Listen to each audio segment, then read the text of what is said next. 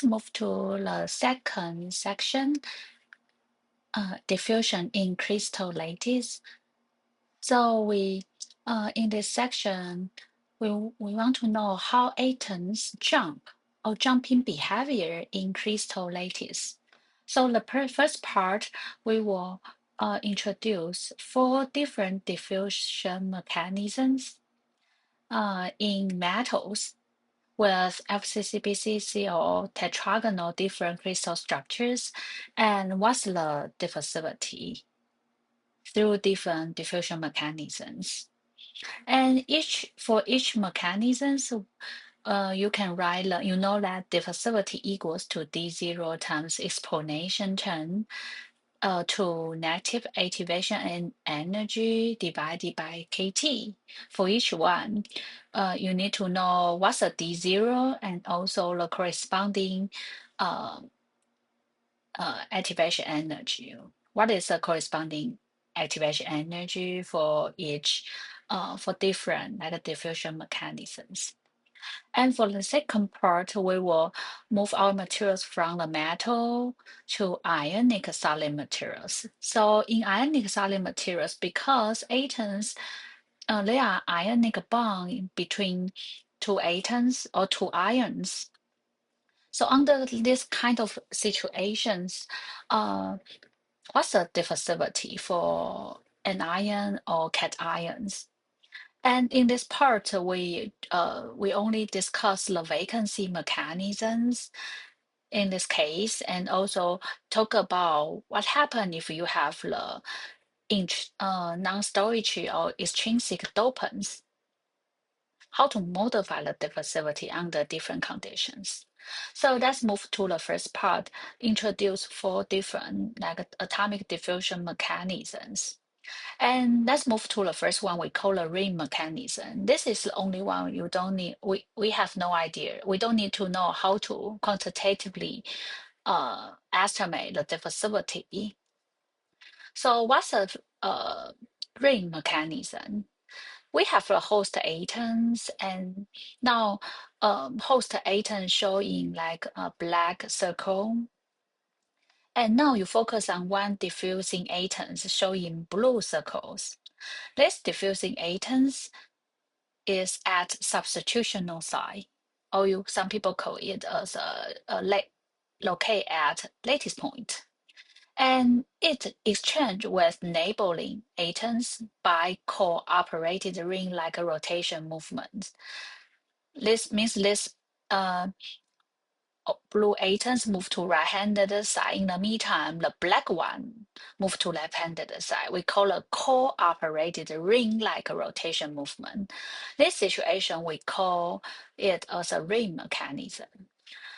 And this mechanism will lead the highly lattice distortion energy. Because as you know that if you want this atom move to right-handed side, this move to left-handed side, that will cause locally lattice distortion and should be higher lattice distortion energy. This atom need to overcome this distortion energy, so which means that only happens in high temperature, because under high temperature, the atoms have more chance to have higher energy to overcome this energy barrier. So this process also is not energy favorable process.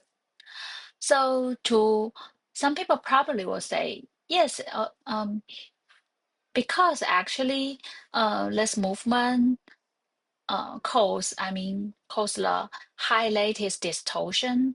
How about in order to lower, if we can lower the lattice distortion, probably this will not only happens in high temperature, right?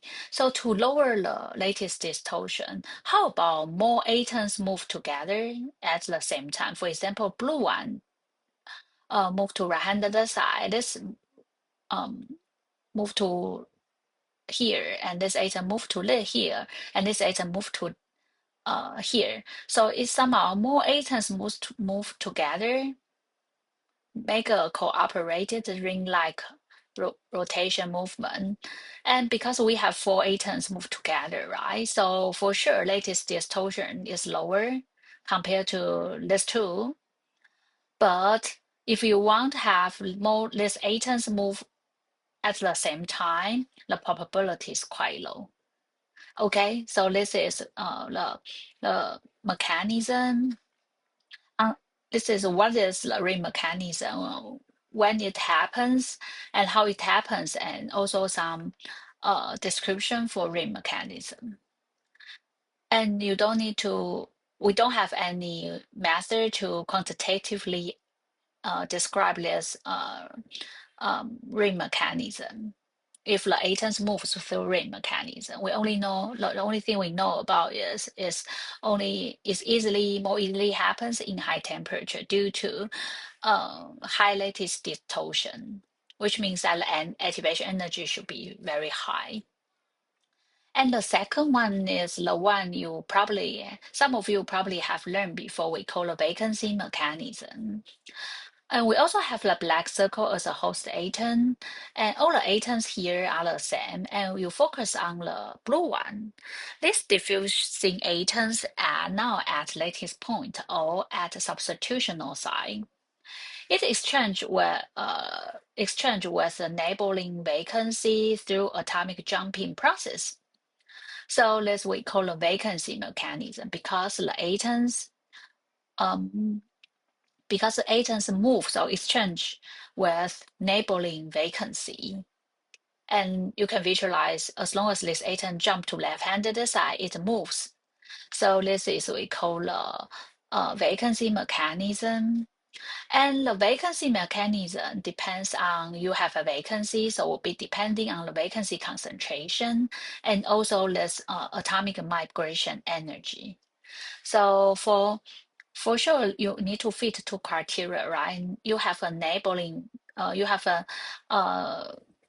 vacancy. So the vacancy concentration will proportion with exponential turn to negative vacancy formation energy divided by KT. So if you have more vacancy, you have this host atom have more chance to ex exchange with vacancy, right? So if you have more vacancy, then the diffusivity for this atom will be higher. And the other criteria will be even though you have a neighbor vacancy nearby, but this atom also need to have sufficient energy to overcome this activation energy. So the mobility of this diffusing atom proportion to exponential to negative migration and enthalpy divided by KT. So this is enthalpy term. So when you, in order to the atom need, if atom diffuse through vacancy mechanism, then the first thing is have a nearby vacancy times, and in the meantime, they need to have overcome this mobility term. So it's times, which means you need to satisfy these two criteria. You have this times this, you have this plus this term. So the delta H actually included the vacancy formation energy and also the atomic migration energy. So the diffusivity for the atoms through diffuse through vacancy mechanism can be expressed as D0 times exponential negative delta H included the vacancy formation energy and atomic migration energy divided by KT. So what is the D0 here? This will be the as long as you know the D0, then we can have chance to quantitatively know the diffusivity, right? We can directly formulate this. But actually, you have learned in first sections. What do you remember? What did you learn? You know that you learned that diffusivity can be expressed like gamma mean squared each jump distance divided by 6 times f. So can we use this equation to get what is D0? Because if it's this the equation I've learned is correct, I know the z, I know the gamma prong, and I know the each jump distance and f, then I can get the d, right? So I'm going to give you an example in next slide. This is what we have here is we have FCC structures, and these atoms diffuse through vacancy mediated self-diffusion.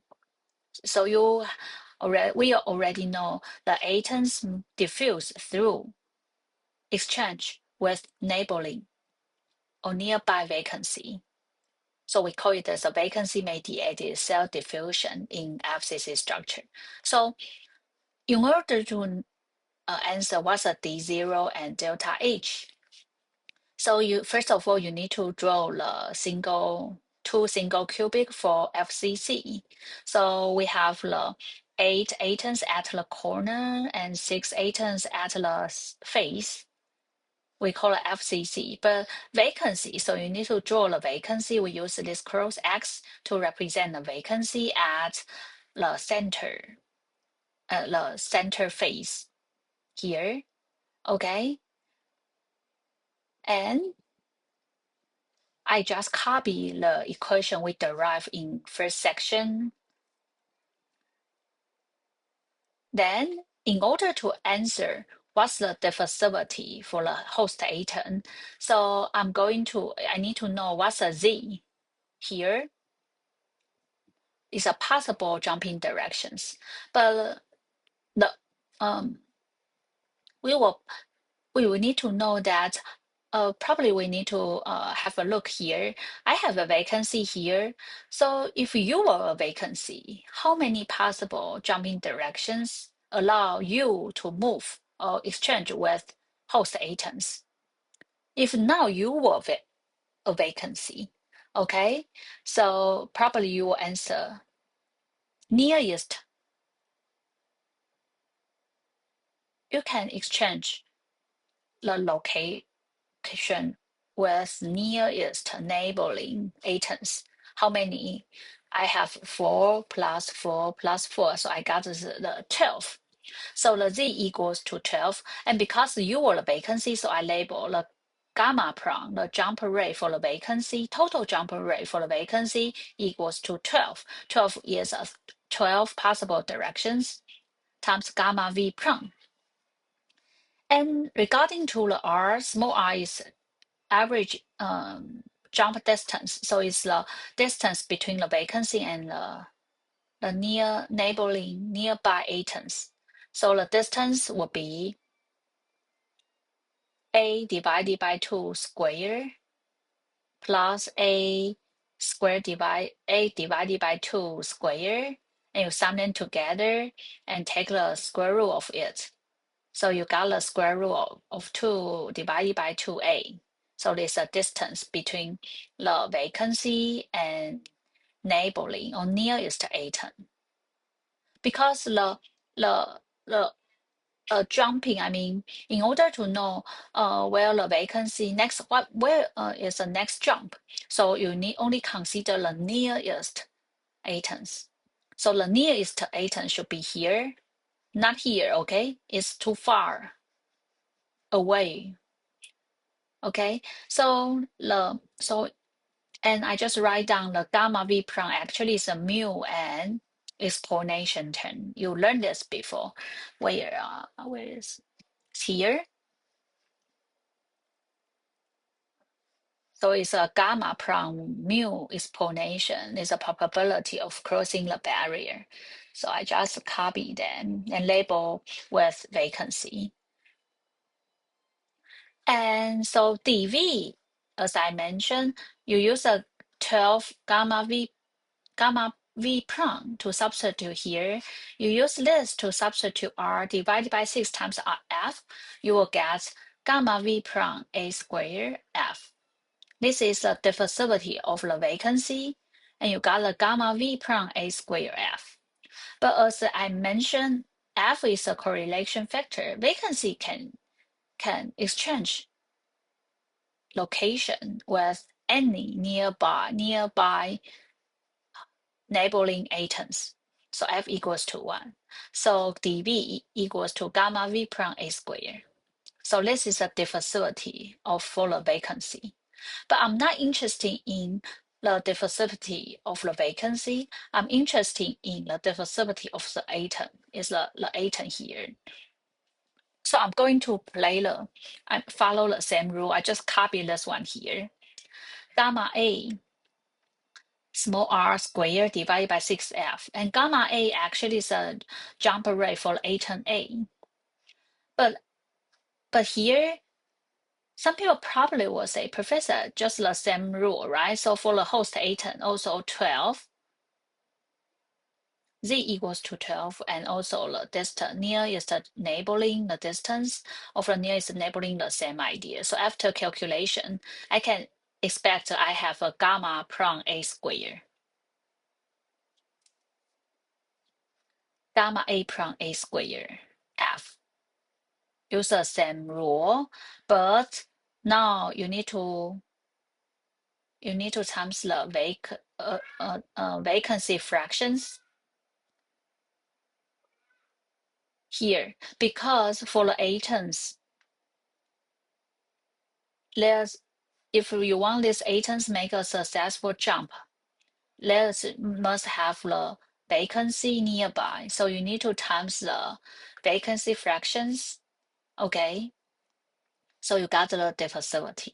在这里的话，就是要记得是说，我们从 vacancy mediated 这里，你可以借由假设你自己是 vacancy 这里，然后你就可以用这个公式，然后全部变成 vacancy 的角度，那你就会求出gamma v prime a square。那因为 vacancy 可以跟任何人交换，所以 F 会等于1，所以它是一个 non-correlated jumps。那这个是 vacancy 的 diffusivity，但它不是原子的。vacancy 可以去任何一个地方，对不对？但我有兴趣的其实是原子的，所以有人就会想说，那我直接就是copy 这个，然后我这时候我就把我自己幻想成我是个原子。那我原子的话，我可以去任何一个地方嘛？一开始你可能会想的是，我就照这个公式，Z 等于它最近的位置其实就是这里嘛。例如说，原子要跟 vacancy 做跳动，最近的位置就会是这个。不会是这个，因为这是最近的距离。如果是要换的话，一定会是用最近的距离，所以不会是这里。OK 吗？那如果是这个前提之下的话，那有人就会想说，那我不是 Z 也是12，然后最近的距离也是这个值，所以求出来也会是，不要看这个 gamma A prime A square，然后 F， 对对对，但这不会是指真正的 diffusivity for the atoms through vacancy mediated，因为它真的要这样跳进来 vacancy，它前提是它旁边有 vacancy，它就会是个 correlated jumps。第一个 F 不会是1，然后第二个是你还要再乘上它附近要有 vacancy 的 fraction。所以才会是它真正的 diffusivity。也就是说，就算原子再会跳，它旁边没有 vacancy，它还是不会 diffuse，所以它不会贡献在 D star，所以它必须要有旁边有，所以它就会比它原来值再小一些，小很多。So now, gamma A prime actually will be limited by gamma V prime because, as I mentioned before, even though gamma A prime will be limited by vacancy because even though like the gamma A prime is like you can jump like 100 times per second, but there's no vacancy nearby, so um, it was limited by gamma V prime. So we directly use gamma V prime to substitute gamma A prime. So this will be the final results for the self diffusivity of for the atoms. So it'll be xv gamma V prime A square F. So if you combine these two results, you get the diffusivity, the self diffusivity for the host atom and the diffusivity for the vacancy. You got the xv, dv, and f. D star self diffusivity of the host atom equals to xv dvf. So as I mentioned before, based on here, you know that the diffusivity for the vacancy will be much larger than diffusivity of the host atom because XV usually will be quite small, right? XV usually will be ranging from 10 to minus 4 to 10 to minus 8, depending on different materials and something. So the dV is much larger than D star，所以 dV 就是 vacancy 的 diffusivity，它跑的速度一定比 host 的还快很多，因为 XV vacancy 的 fraction 通常都很小，vacancy 的浓度占比是很小的，相较于原子的占比。OK。在这里的话，我再说一次，因为不管你这个原子有多会跳，但你必须第一件事情是你旁边要有原子vacancy 才能跳，所以你的跳跃的这个 jumper rate 会受限于 vacancy，所以才会这里 gamma a prime 后来会不会等于 gamma v prime？因为你自己多会跳没有用，你必须要看，就是你必须要会被受限于 gamma v prime，因为是由它主导。Okay. So then the purpose here is I want to get the what's the D0 and also the explanation term. So I'm going to try to expand these two terms and try to link or in terms of explanation term. So what's XV? Under thermal equilibrium conditions, XV can be express equals to explanation negative. To negative gives vacancy formation energy divided by kT. So this is Gibbs free energy. So I can allow it equals to H enthalpy minus Ts temperature times the entropy. So can be shown here. And T is deleted by T. So you got here. So diffusivity can be expressed as XV. So I have an explanation term. I separate them in temperature dependence and temperature independence. So this is XV. And what's a dV? dV is gamma V prime A squared. So I take the A squared outside, A squared here, and gamma V prime equals to mu here, entropy migration, vacancy migration entropy term, and vacancy migration enthalpy term here. And I combine the temperature dependence term together and the F here. And now you got this results, and also you know D star equals to D0 times explanation temperature dependence term. So compare both this result, you got D0 equals to this one. Correlation factor A squared mu times explanation and 2 entropy term divided by K. And the explanation temperature dependent term, the upper portion E equals to total enthalpy included the vacancy migration enthalpy plus the vacancy formation enthalpy.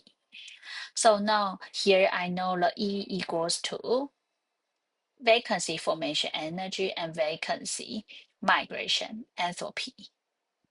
Okay, so here is the vacancy mediated self-diffusion in FCC. And we also have other case showing your textbook, show here in your in the lecture is the TA's notes, something like that. So we have a vacancy mediated, right? So this is FCC, but you also can practice for BCC structures. Okay, so okay. BCC, also the vacancy mediated one. So for BCC, you need to figure out what's a Z For example, the nearest is if the vacancy is here, the nearest will be 1, 2, 3, 4, 5, 6, 7, 8. So you got 8. And the distance will be the distance between these two. This is vacancy, right? So you can get the R is here because the distance between these two. Okay, so that'll be easy, and you just substitute the one I just show you. So you substitute R and Z. Okay, so let's say you can practice, and you also can practice the HCP. This is a structure for HCP. So for HCP, if I focus on this atom at the center, so nearest one have a Z equals to 12, right? We have 1, 2, 3, 4, 5, 6, 7, 8, 9, 10. You have three more at the bottom, so it's a total 12. And the nearest distance is A. So you also can substitute R and Z. Okay, so this is for your practice. Okay. Okay. So if you want practice, I show you some questions. I hope you can practice that. And the next question would be, if that possible to know the vacancy formation and enthalpy in these materials, or and the vacancy migration enthalpy. How to do that? How to get quantitatively know the value for vacancy formation enthalpy and vacancy migration enthalpy? Have any ideas? So your textbook tell us that they introduce an experimental design to help you to determine the vacancy formation energy and also the migration energy. So as thermal equilibrium condition, when you increase the temperature, then the vacancy atomic fraction, as you know, will increase as well. So which means that you got more and more numbers of vacancy. Under these situations, this is I just rewritten the Gibbs free energy as H minus Ts, H minus Ts, right? You got this one. And this is the vacancy fractions, numbers of vacancy divided by total numbers of atom plus the total numbers of vacancy. So they say, in your textbook, they demonstrate that while you increase the temperature, they find the total length. When you increase the temperature, they visualize the delta L, which means that the change in the total length divided by the original length would be different with the changes in lattice constant divided by our original lattice constant. Why this means? Actually, the idea is when you try to heat these materials up, there are two effects here. One is your materials get longer and longer when you try to heat the materials up, but your materials get longer and longer probably will come from two reasons. The first one is the numbers of vacancy or the fraction of the vacancy increase, which means that you got more and more vacancy. And the other reasons is the lattice constant increase as well. So I give you a quick review on this phenomena is when the vertical axis is energy and the horizontal axis is we call it internuclear separation.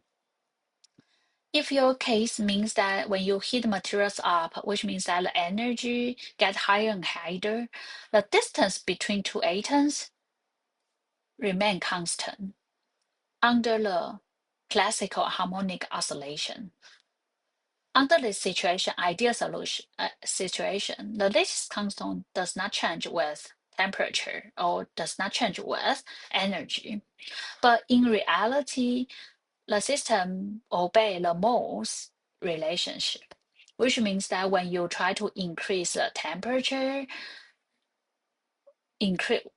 that lead the increased energy, the lattice constant increase, which means that the distance between two atoms gets larger and larger. So under this situation, when you try to heat the materials up, you got your materials get longer and longer. This contribute to possibility. One is from the changes in lattice constant, the other from the numbers of vacancy increase, right? So at a lower temperature, you only visualize one line, which means that delta L divided by L0 equals to delta A divided by A0. But however, when the temperature reach high enough, you can see that delta L divided by L0 larger than delta A divided by A0. The difference will come from the numbers of vacancy. So based on this idea, they have this estimation. The vacancy fraction, equals to, because this means that the vacancy fractions equals to the delta L divided by L0, the changes in total length minus the contribution from the changes in lattice constant. And this is one-dimensional, right? But vacancy can be uniform distribute into three-dimensional. So I got 3. So this means that the difference, you use a total length, the change, minus the changes in lattice constant part. The rest of one will be due to the vacancy, the numbers of vacancy changes. And times 3, because this is one-dimensional, but the vacancy fraction belongs to three-dimensional, so we times 3. So this, you can measure this thermal expansion measurement through like the ruler or under the SEM. And this will be delta L is contribute the vacancy concentration numbers increase, and plus the lattice constant changes increase. And minus the lattice constant increase part, the rest of one will be the vacancy concentration increase part. Don't forget we times 3, okay, because three-dimensional. And based on the list equations, this actually is here, right? We just copy these results here. So they get the explanation 2.4 and times explanation this term. So this is this. So based on here, you can know the vacancy formation energy, enthalpy, and also the vacancy formation entropy. But how to get this one? Because you have this value, this table, you use this value minus this one times 3, this value minus this one times 3. So you can get the raw data, and you can at different time points, so you can have a log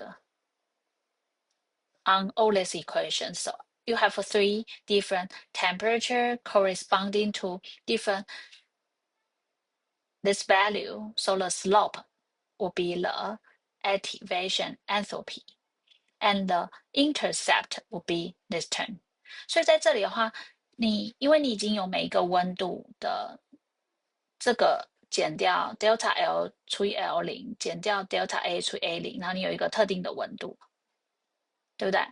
所以你就有这个减掉这个乘上3，所以你有一个这个，然后配上一个温度，然后有一个这个配上一个 T2，然后有一个 T3，然后你就可以 I can plot or draw a figure log NV divided by V， 然后你下 OK，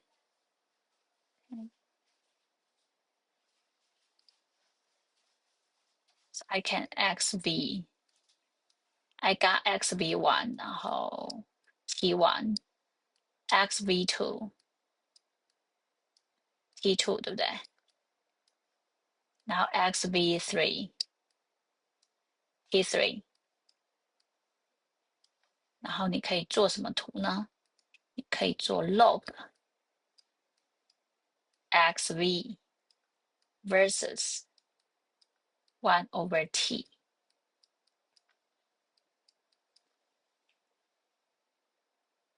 所以就会有 1, 2, 3. Then after fitting, this slope will be 这个 this one, and the intercept should be this one. So you just log these equations. You got the log xv, and you got this value intercept minus some value divided by kt. Just log this value, this results. So from the intercept, you know this value, and from the slope, you know the vacancy formation enthalpy. So here, it helps you, you know this vacancy formation enthalpy. You have know that. So how to get the vacancy migration energy? Either you get this directly, or the second method is you get, if I can know this delta E. So which one is much easier to measure? Probably the answer will be this one. Because what? Because I have this relationship here. Log D0 equals to D star equals to D0 star exponential term. I have log all equations. If I log this value, and you can move this to here, then I get the KT log D0 star minus E divided by KT. So as long as I measure T1, I got a D star. T2, I got a D star 2. T3, I got a D star 3. And plot log D versus 1/t, the slope can help you to get the E, the whole same idea. You can know the E, the slope, and the intercept, the 截距. You can get what's the D0 star. Okay, everything are same idea. So under this situation, you know this, so you can know what's the vacancy migration enthalpy. Okay, so this is the whole story to help you to design an experiment to determine the vacancy formation energy and migration energy. I want to, before end this part, some people probably are curious about under what kind of condition I want to know the vacancy formation enthalpy. I want to know the vacancy formation enthalpy and vacancy migration enthalpy under what kind of conditions. I can give you an example. If you want to increase your conductivity, you want to investigate the diffusivity, right? So probably you have a dopant or you have different like materials in your system. Probably that would be not a good idea. Okay, so let me think about that. Okay. If I have a series of doped materials, but this dope is substitutional dope. 就是我有个 dopant，然后是取代这个 lattice point 叫 substitutional dope. So I have different dopant concentration from ranging 0.1% up to 1%. Then the system, like the paper tell you that this dopant belongs to substitutional dopant, and the diffusion mechanism belongs to vacancy-mediated self-diffusion. I'm interested in the whether when as my dopant concentration increase, whether the vacancy formation enthalpy or vacancy migration enthalpy changes as well. Because as long as you change the dopant concentration, probably the diffusivity will be changed, right? And some people probably will ask more, diffusivity changes, why they changes? Then you can investigate whether due to the vacancy formation energy or vacancy migration energy changes as you increase the dopant concentration. Oh, they did not change. The only change way is a D0 star. So you can, you learn this, you have chance to explain more from energy point of view or more deeper in mechanism point of view to explain why the diffusivity increase.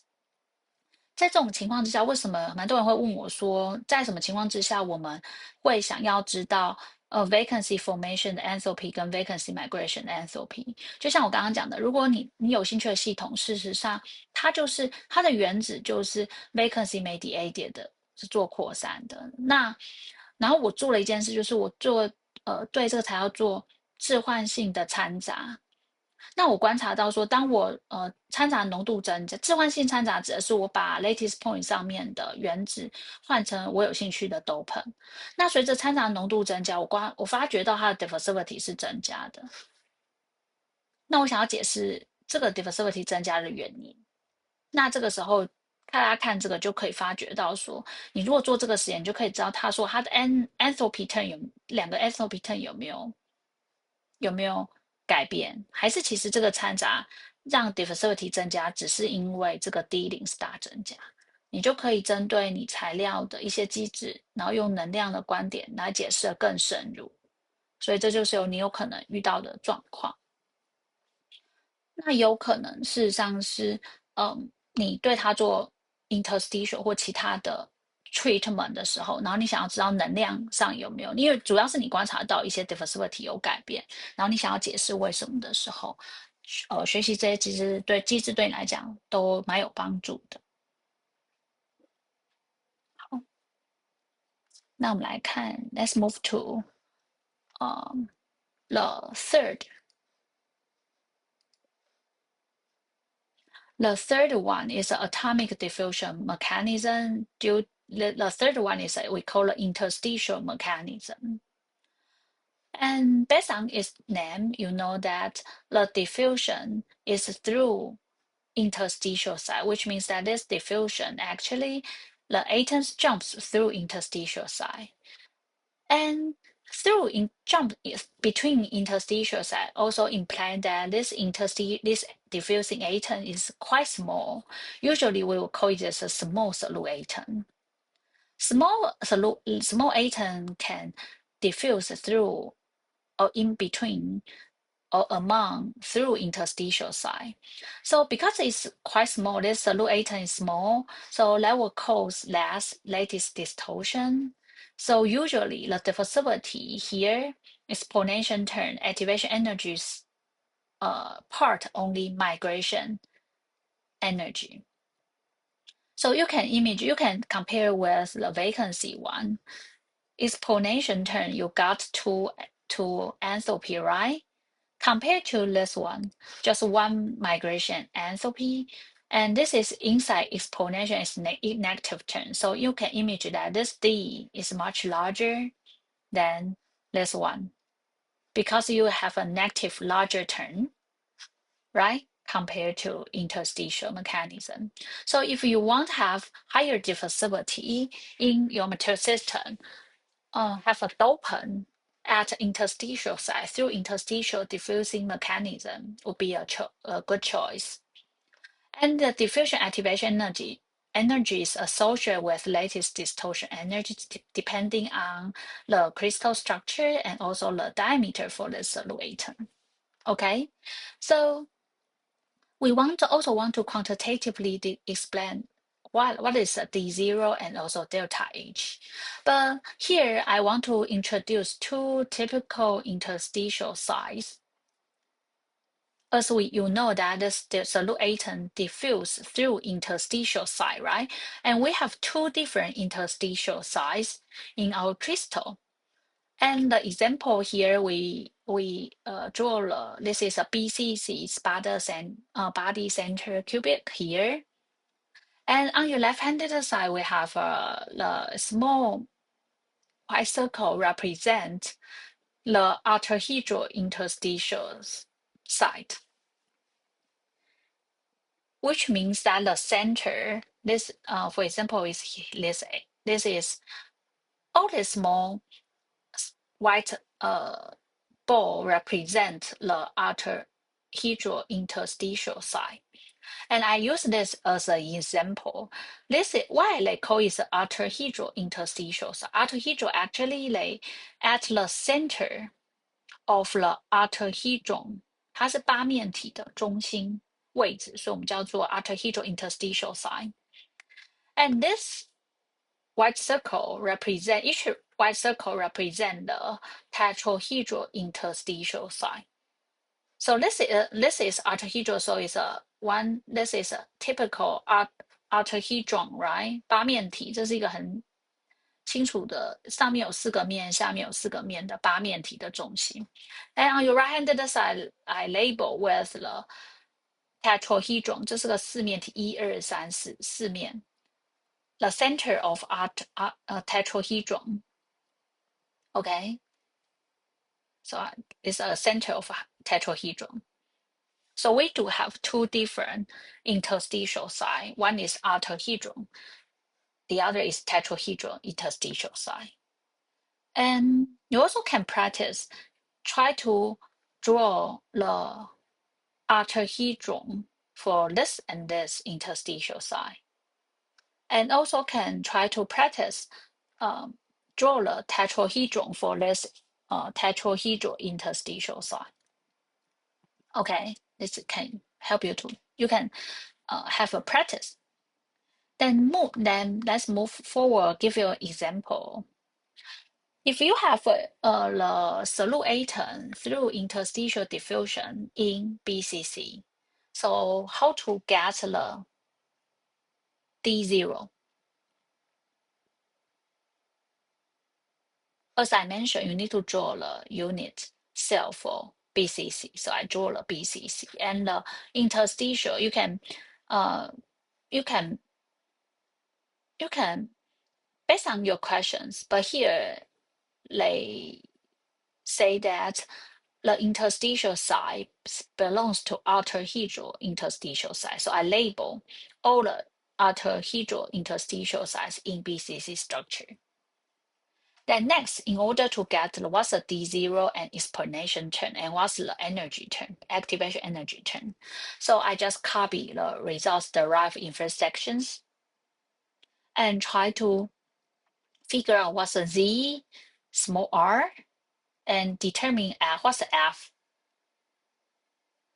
So I draw a cartoon to represent here.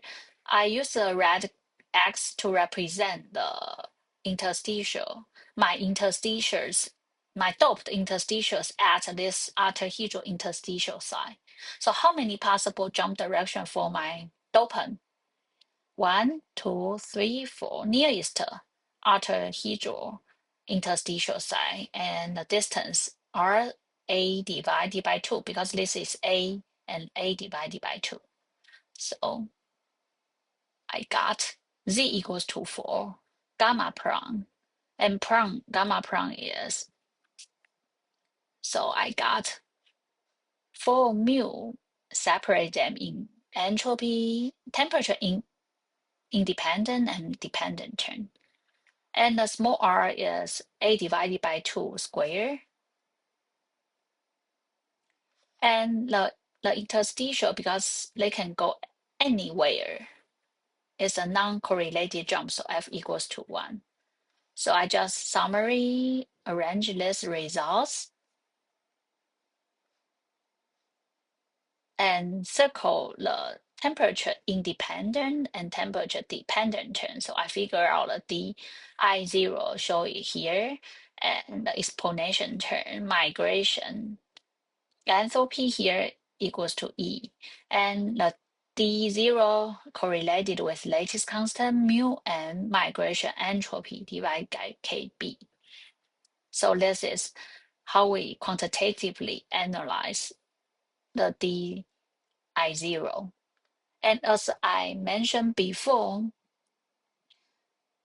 you also can measure the diffusivity for these interstitials at a different temperature. For temperature, you got the D1 at T1, D2 at D2, and T2 and D3.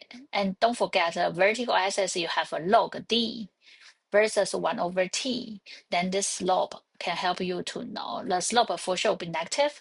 Negative, the slope will be E divided by KB. So you can get the enthalpy, migration enthalpy. And this intercepted and tell you the log D0. Okay, so based on this data, we know we get the, based on experimental data, we got the D0 for interstitials showed here and migration enthalpy shown here. But some people also check some literature, and they use the literature parameters with a lattice constant mu and entropy, migration entropy, to check whether what's the D1, D0.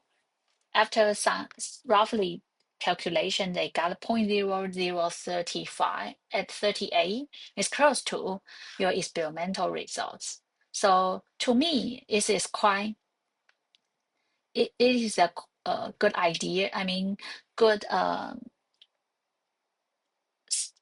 good like a good case or good estimation. This based on the kinetics, actually our equation can help you to know what's a D0. This is a good approximation. Okay, because uh this is just the value for experimental, and the estimation is uh quite close, right? So this is a good like approximation. So this is the interstitial diffusion in BCC. For you also can have a practice here for in TA's notes here. Can where you can have a practice. The case I show you is the BCC arterhedral interstitials here, but you also can practice also BCC but tetrahedral, and FCC arterhedral. This is FCC structures, and also you need to label the arterhedral interstitial side. And this is the FCC for tetrahedral. So you can have this practice, okay?